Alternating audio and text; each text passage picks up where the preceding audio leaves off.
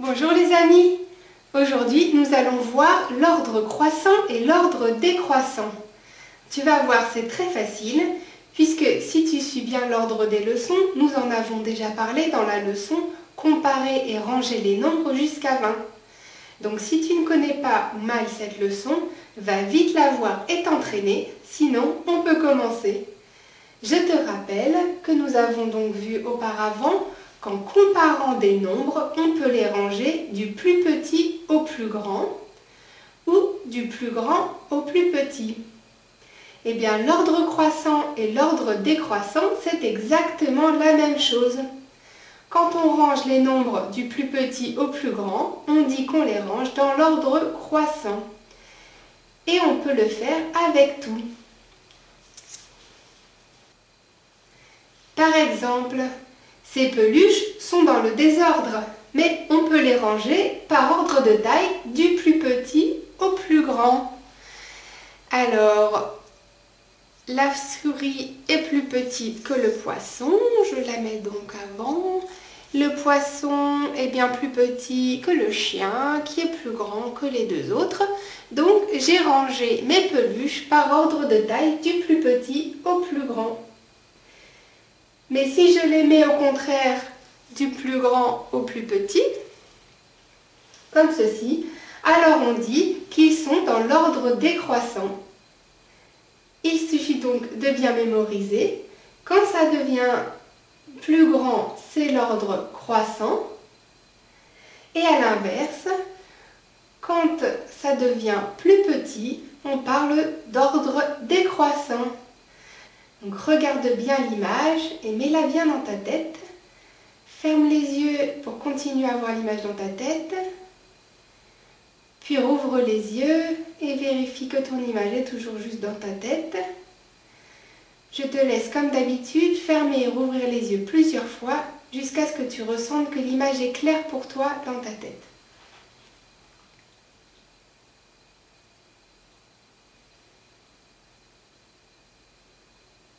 C'est clair? Bravo! Tu vas donc pouvoir faire la suite très facilement. Faisons un exemple ensemble.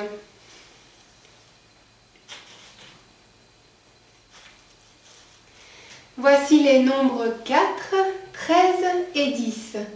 Peux-tu les écrire dans l'ordre décroissant sur ton cahier? Je suis sûre que oui. Je te laisse le faire.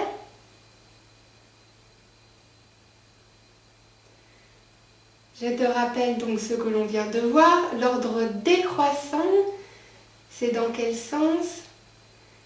C'est du plus grand au plus petit. Donc tu peux le faire facilement car tu sais bien comparer.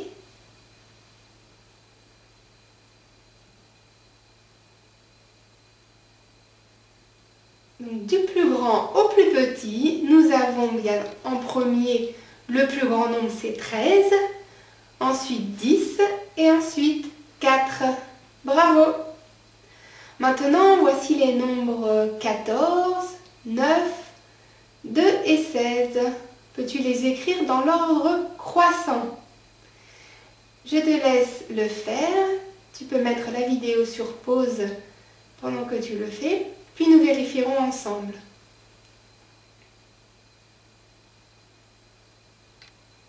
Tu as trouvé? L'ordre croissant, c'est du plus petit au plus grand. Nous l'avons déjà fait plusieurs fois. Le plus petit de tout ça, c'est 2. Ensuite, 9. Ensuite, 14 et 16. Voilà ma suite de nombres dans l'ordre croissant, du plus petit au plus grand. Bravo! Voilà, en fait, tu savais déjà faire tout cela, hein? Puisqu'il suffisait simplement d'apprendre que l'ordre croissant, c'est de plus en plus grand et l'ordre décroissant, c'est de moins en moins grand ou de plus en plus petit. Tu peux maintenant fermer les yeux et t'imaginer un éléphant, une souris et un cheval avec leur taille très différente. Donc la toute petite souris, le cheval et le très gros éléphant. Si tu veux les ranger par ordre croissant, alors tu revois dans ta tête que l'ordre croissant c'est du plus petit au plus grand Donc il va d'abord y avoir la souris, puis le cheval, puis l'éléphant. Par contre, si tu veux les ranger par ordre décroissant de taille, c'est donc du plus grand au plus petit.